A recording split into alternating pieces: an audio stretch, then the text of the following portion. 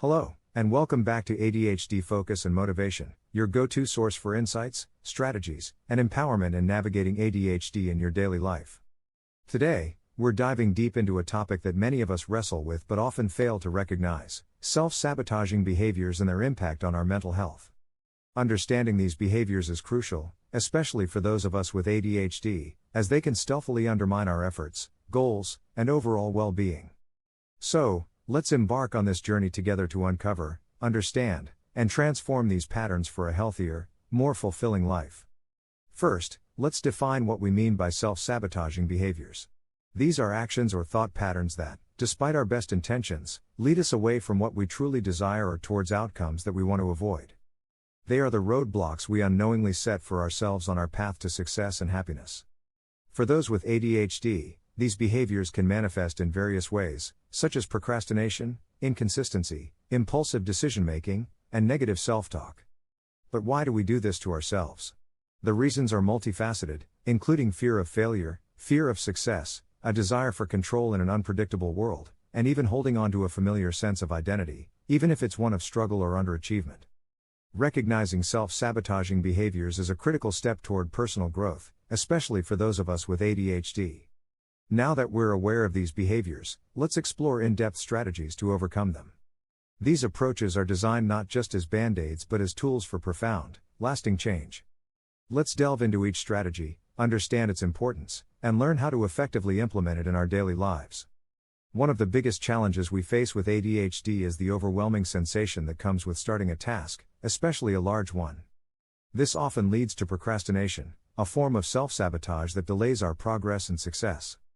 The solution? Break tasks into smaller, more manageable steps. This strategy is about making the insurmountable feel surmountable.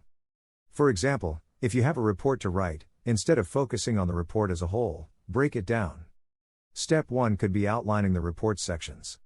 Step 2 might involve researching the first section. Step 3 could be drafting just that section, and so on.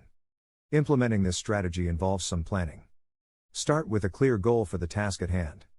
Then, list out all the steps required to complete this task, no matter how small. Use tools that work for you, whether it's a planner, a digital task manager, or sticky notes on your wall.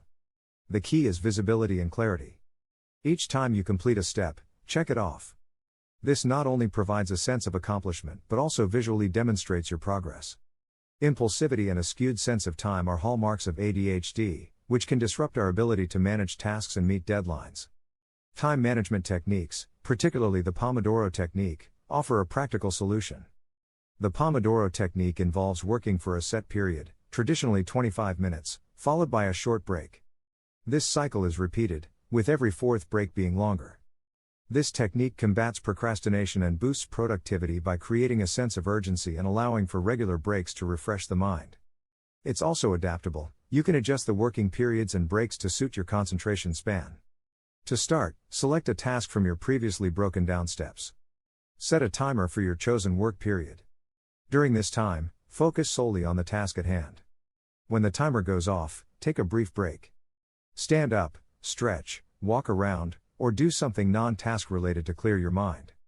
After the break, reset the timer and continue with the next cycle. Tracking your Pomodoros can also help you gauge how long tasks truly take, improving your ability to plan and manage time in the future. Negative self-talk, a prevalent and often debilitating aspect of self-sabotage, particularly impacts individuals with ADHD in profound ways. This internal dialogue consists of critical, demeaning, or diminishing thoughts that one directs towards oneself, covering a range of negative sentiments from questioning one's own abilities to outright criticism of one's actions or decisions. For those with ADHD, this internal narrative can be especially harsh, fueled by past experiences of underachievement, external criticisms, or the internalization of societal stigmas surrounding ADHD.